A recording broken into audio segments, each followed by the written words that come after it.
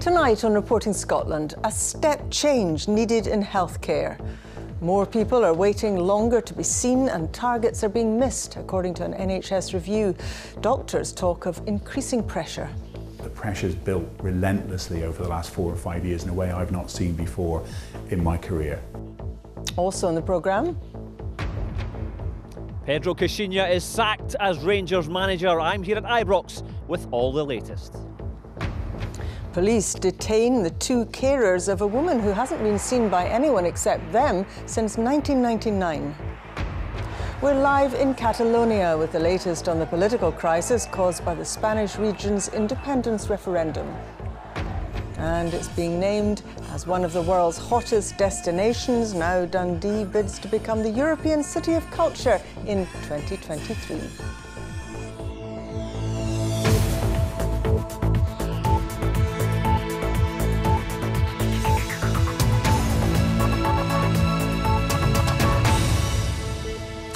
Good evening. Scotland's health is not improving despite record spending on the NHS. Today's annual report by Audit Scotland says there have been missed targets and longer waiting times, while health boards are struggling to keep up with rising costs. There were positives, including improvements in the quality of care and record levels of patient satisfaction. But the Scottish Government has acknowledged the challenges. Lisa Summers reports. Running our hospitals, paying for staff, the cost of treatments. 43% of the entire Scottish budget was spent on the NHS last year, but standards are not improving. And the annual health check of the NHS shows the prognosis is not good. The NHS is struggling with long-term challenges around rising costs, a population with increasing numbers of older people and complex health conditions, and very tight public finances. There's really widespread recognition now that we can't continue delivering services in the same way. The government set 8 key targets to gauge how the NHS is performing. So things like how long it takes to get seen in A&E or how many weeks it takes to see a consultant. But it's only met one of those targets for the 2nd year in a row. Getting an outpatient appointment is becoming increasingly difficult. Eleanor Kynaston had severe dizziness and sickness. After the stroke clinic couldn't find out what was wrong, she was told she would likely wait over 40 weeks for a neurology appointment. It just stopped my life for those sort of 4 to 5 weeks when I had those severe symptoms. I couldn't really do anything on my own. I had to rely heavily on my partner and my family. So it was quite scary for me to think if I waited another 40 weeks and this happened again, or those 6 months that I had to wait for an NHS referral, what could happen in that time? This leaflet is coming through your letterbox one day soon. The NHS will be 70 years old next year. Read it carefully. But much has changed since then. We expect more from the NHS and we live longer with more complex medical conditions. People want more and more from the health service, and it's often difficult to deliver with a finite resource.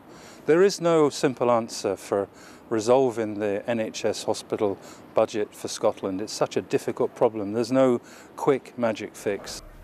The government wants to see more people being cared for away from hospital and in a community setting. That puts more pressure on GPs. And the report warns of significant challenges recruiting and retaining doctors. The pressure's built relentlessly over the last 4 or 5 years in a way I've not seen before in my career. It's very difficult to provide a service that can keep up to date and change when funding is so tight. There are some positive findings. Patient satisfaction is high, and there's been progress getting people who are ready to go home out of hospital. Everybody feeling okay? Yep. Schemes like this one that aims to get football fans fit have been praised. A reminder that we all need to be more realistic about what we can expect from the health service. But there is certainly no quick fix to the burgeoning cost of the NHS. Lisa Summers, Reporting Scotland. Opposition politicians seized on the Audit Scotland report to accuse the government of failing the NHS and presiding over a health service that was spiralling out of control. But during Holyrood Question Time, the First Minister insisted the report proved that their reforms were on track. Here's our political editor, Brian Taylor. Save our surgeries! Save our surgeries! It's hardly to the barricades, but these Tory demonstrators mean business on the topic of the NHS. Question number 1, Ruth Davidson. The Audit Scotland report offered material in plenty for the First Minister's opponents, and they seized the opportunity. The SNP set their own targets to make things better, but they've improved in only one in the last 5 years. We know there's no long-term plan, even though one was promised for the start of this year, that GPs are being underfunded, and that we spent £171 million hiring in agency staff to plug the gaps. The lack of workforce planning is driving up costs, and we're having to use more and more agency staff and locums. The whole thing is spiralling out of control. The impediments to those change sit on the opposition benches because they never want to do. But the First Minister drew applause from colleagues when she accused her opponents of seeking to thwart every attempt at NHS reform. Nicola Sturgeon drew a different lesson from the Audit Scotland report, that changes were beginning to work. The key finding of the Audit Scotland report, in my view, as First Minister with responsibility for these reforms, the key finding is that these reforms are starting to show positive signs. And that says to me, we stick with what we are doing because we are on the right track. This is by no means all about money, as the report acknowledges. It's about reform, it's about the sensible deployment of resources. But money matters, and in that respect, the First Minister indicated once again that she might be prepared to make greater use of the Scottish Parliament's devolved income tax powers to raise additional money for public spending, including upon the NHS. Ryan Taylor, reporting Scotland, Holyrood. Rangers are looking for a new manager after sacking Pedro Caixinha. The Portuguese manager had only been in the job for 7 months, but after an emergency board meeting today, he's been dismissed. Our sports reporter, Chris McLaughlin, joins us now from Ibrox Stadium. Chris. Yes, Sally, after just 230 days, Pedro Caixinha has gone. The board met here this morning following that 1-1 draw last night against bottom club Kilmarnock. The dismissal, no real surprise. Results had been poor, but events moved pretty quickly today after the Rangers directors decided they'd finally had enough. David Curry reports. Okay, is Pedro Caixinha still the Rangers manager?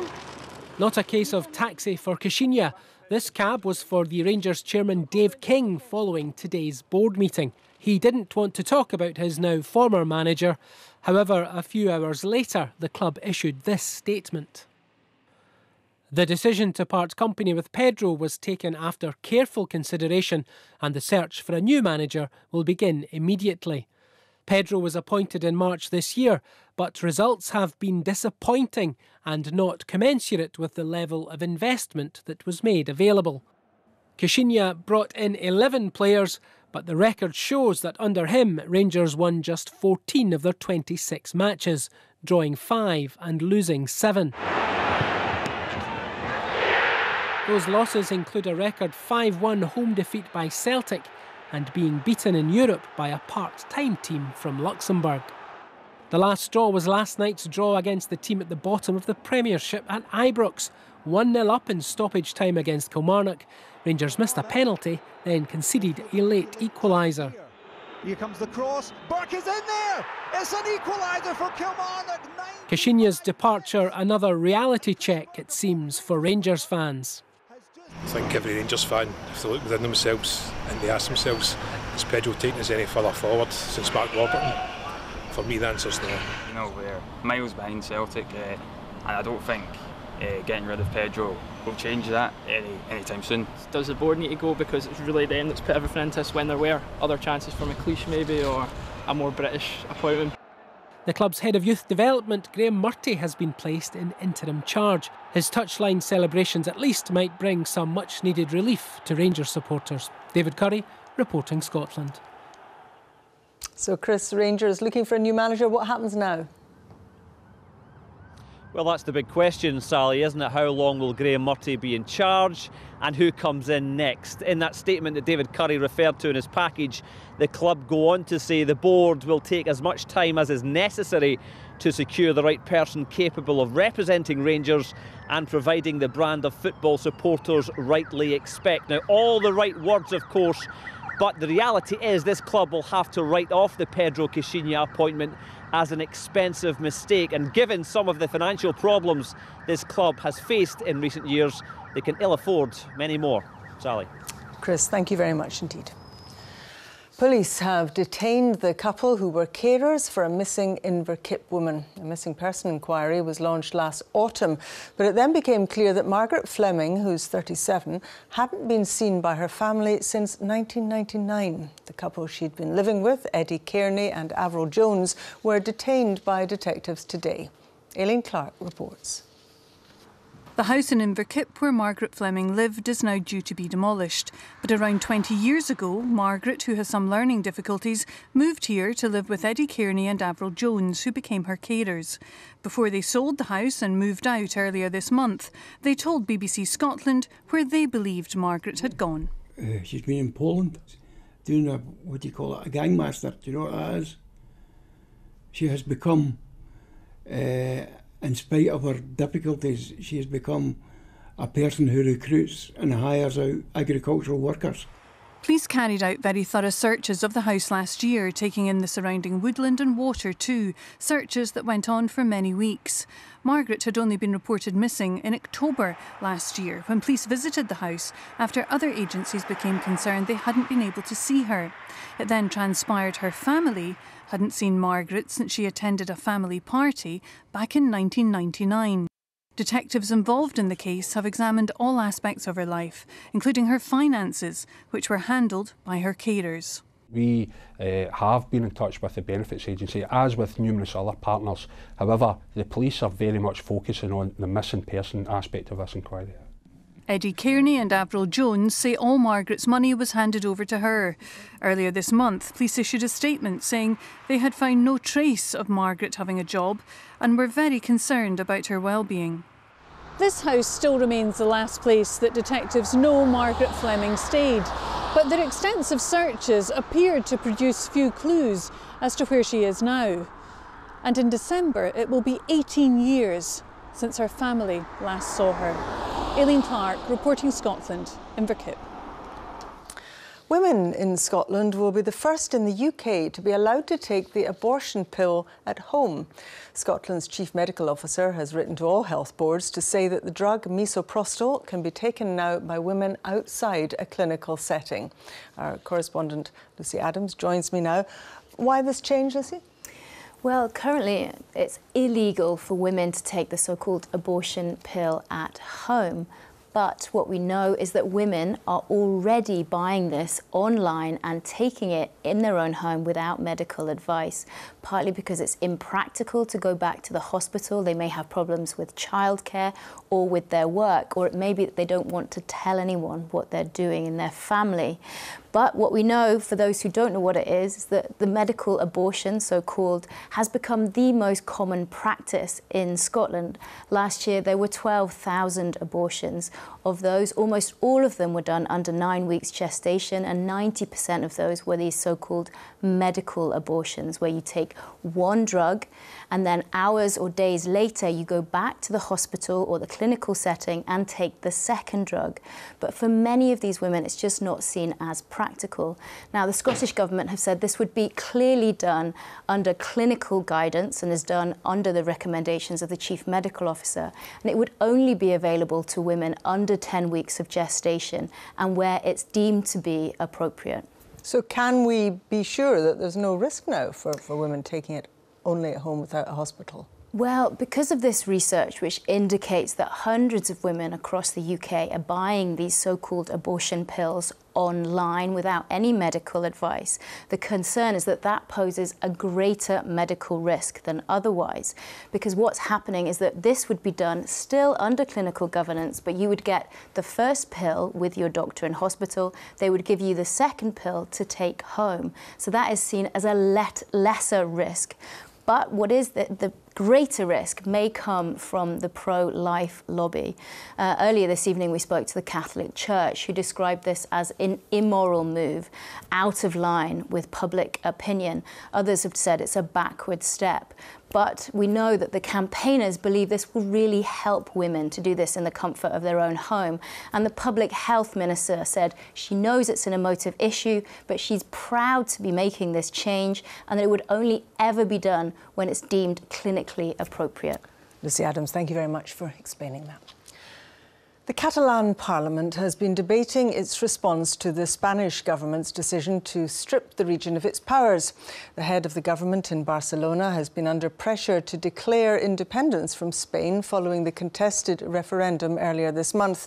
Our correspondent Niall O'Gallagher is in Barcelona now. Niall, what's the latest? Well, the Catalan Parliament is meeting right now to decide how it reacts to Madrid's bid to strip this region of power and remove its government from office. And that response could involve declaring independence. Earlier on today, it looked like independence had been taken off the table and that instead the Catalan president would hold local elections in a bid to preserve Catalan autonomy. But he came under a huge amount of pressure, with supporters of independence protesting outside the seat of the Catalan government here in Barcelona, all the while police helicopters circled overhead. He has now said there will not be elections, saying he has not had the necessary guarantees from Madrid to step back, and so independence is very much back on the table tonight. If a declaration does happen, it's likely now to do so in the morning. And what happens then now? Well, it's pretty clear that the Catalan government doesn't have either the means or the international support to make a declaration of independence a reality. We know that Carles Puigdemont, the president here, will lose his position. If he goes ahead with a declaration of independence, he could well lose his liberty. But more important than what happens to the politicians is what happens here on these streets. Just a few weeks ago, Spanish police used force against voters in that referendum, which Spain considers illegal. Those armed police are still here in their thousands, and no one knows what steps they will take if an independence declaration goes ahead. Thanks very much, Niall Gallagher there in Barcelona. You're watching BBC Reporting Scotland. It's 14 minutes to 7. A reminder of tonight's top story. Scotland's spending watchdog says more people are waiting longer to be seen in the NHS and targets are being missed.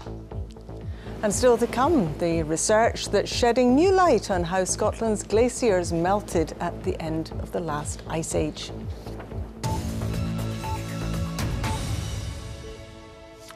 A married couple whose bodies were held in a mortuary for 15 years after being discovered in a basement freezer have finally been buried in Edinburgh.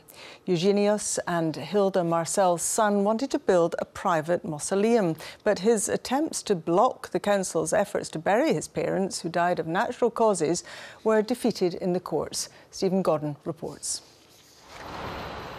Together for one final journey, Eugenois Marcel and his wife Hilda. For the last 15 years their bodies have been held in a mortuary, their son latterly involved in a legal battle with Edinburgh Council. But this morning, the moment he'd sought to prevent finally arrived. Hilda Marcel died in 1987 at the age of 68, Eugenois 7 years later, aged 91, both from natural causes.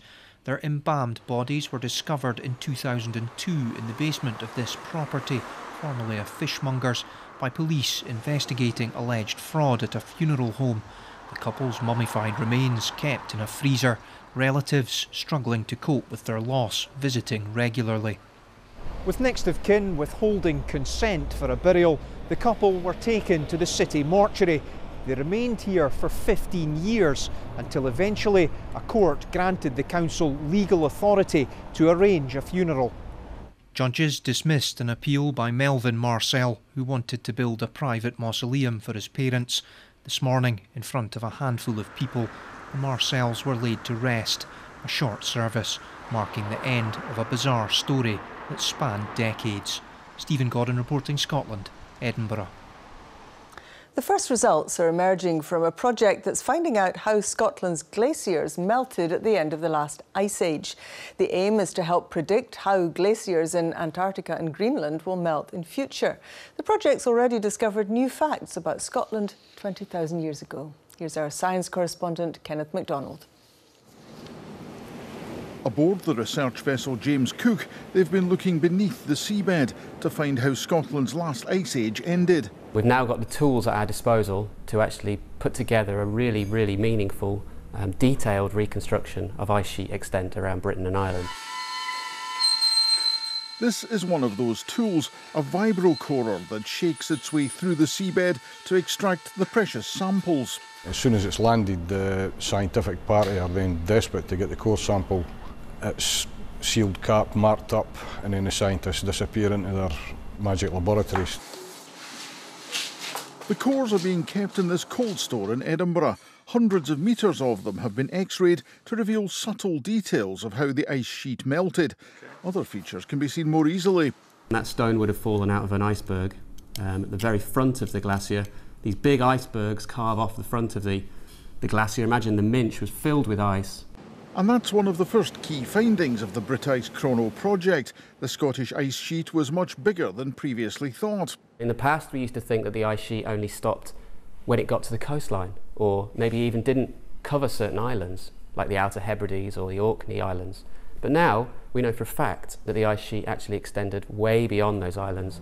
That was 20,000 years ago. Now glaciers are melting in Antarctica and Greenland. What happened then may tell us what's going to happen there next. So ice masses on land, like Greenland, respond very differently to an ice sheet that terminates in the ocean, like most of West Antarctica. And the British ice sheet was more like the West Antarctic ice sheet than it was like the Greenland ice sheet. A 5-year project involving 40 scientists has cost less than £4 million. In return, we get to see tens of thousands of years into the past, and we get a glimpse into our future. Kenneth MacDonald, reporting Scotland, Edinburgh.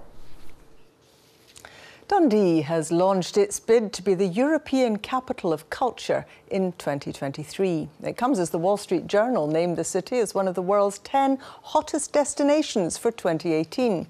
Dundee missed out on this year's UK City of Culture title, but those behind the latest bid believe they're in with a very good chance of an even bigger prize. Andrew Anderson reports. A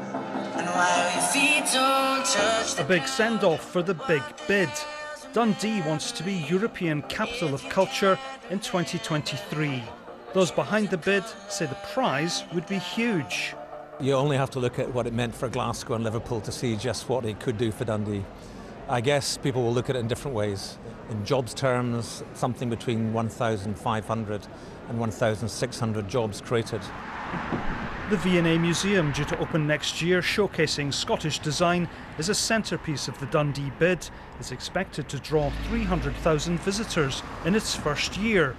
And nearby, there's this. The Slessor Gardens, a big open space close to Dundee city centre. This year they've already staged 3 major concerts, with more to come. But as well as the big ticket items, Dundee will tell the judges there's culture everywhere you look. These singers are helping keep local songs alive. We've got an awful lot of them in this collection, you know, the Whiteman collection and all the other music collections that we have here. I've got some wonderful songs, and they're not much good to anybody sitting in the library behind the glass doors. Back in 2013, Dundee lost out to be this year's UK City of Culture. The UK City of Culture 2017 is Hull. It took a moment to sink in, but those behind that failed attempt say the lessons learned have made the latest bid even stronger. Biggest lesson was get the city behind you. I mean, that was the thing that was so persuasive last time. The confidence that came from that, and the confidence that came from people about what the city can do and what they can do, was just fantastic. The contents of this 80-page bid are secret. The city will find out if it's through to the next round in a month or so. Andrew Anderson, reporting Scotland, Dundee. The latest work of art by the Kelpies creator Andy Scott has been unveiled in Aberdeen. He's named the leopard sculpture Poised, and it's the centrepiece for the new Marshall Square development in the city centre. The leopard symbolises Aberdeen's historic coat of arms. It'll go on public show next week. Timeline's over on BBC 2 at 7:30 tonight. Shireen and Glenn can tell us what's coming up. Tonight, is there enough support for people suffering from rare forms of cancer? We go behind the scenes at the theatre group that's launched the careers of many well-known Scottish actors. And Take a hacksaw to a slack song, clean his eye. from rapping to writing, hip-hop star Loki with his new book on poverty. That's tonight's Timeline, 7:30 BBC Two Scotland. And it's time for the weather now with Chris. Sally, thank you very much indeed. Hello there, good evening to you. Well, it was a bit of a slow burn today with that cloud taking a while to thin and break, but the sun did come out for many of us, as we can see on the satellite and radar picture. A few showers around, but equally some blue sky too, as captured by our weather watchers. Tonight, though, those clear skies mean it will be rather chilly. So over the next few hours, any showers tend to fizzle and fade away. It's then dry, clear and quite cold, colder than recent nights. Town and city temperatures down to around 5 or 6 Celsius and a few rural parts down to a chilly 2 or 3. So a cool start to the day tomorrow, but a dry and a bright one, and plenty of sunshine for most of central, southern and eastern Scotland tomorrow with high pressure in charge. More cloud though across parts of the northwest and the Northern Isles, and the winds strengthening here. But elsewhere, the wind's moderate from the west, and despite the sunshine, actually quite a fresh feel, 10, 11, 12 Celsius. Further north, more likely to have some cloud, and around northern coast, those winds from the west will strengthen through the day, perhaps close to gale force by this time tomorrow night. And that westerly wind will introduce more in the way of moisture, so more in the way of cloud and some outbreaks of rain. So as we go through towards Friday night into the early hours of Saturday, outbreaks of rain in towards Shetland and some fairly cloudy, at times murky conditions to start the weekend. So here's Saturday, a cloudier day than tomorrow, outbreaks of rain, mainly light and patchy, mainly in the west, and milder, up to 15 degrees, perhaps even 16 in the east, with some sunshine coming through at times. And then Saturday to Sunday, we change the wind direction again, this time coming down from the north. You can see the isobars there. So a blast of cold Arctic air for the second half of the weekend, but it's drier air. So less in the way of cloud, less in the way of rain. Still a few spots across parts of the Northern Isles and the East Coast, still quite windy here, but further west and southwest, drier and brighter with some spells of sunshine, but it will be cool. Temperatures perhaps struggling to get into double digits. That's the forecast for now. Thanks so much, Chris. Now, a reminder of tonight's main news. Scotland's health is not improving despite record spending on the NHS. That's according to the annual review by Audit Scotland. And in Spain, the Catalan leader Carles Puigdemont has pulled back from calling snap regional elections as a way of breaking the deadlock with Madrid. And that's Reporting Scotland. I'll be back with the headlines at 8 and the late bulletin just after the 10 o'clock news. Until then, from everyone in the team right across the country, have a very good evening. Bye-bye.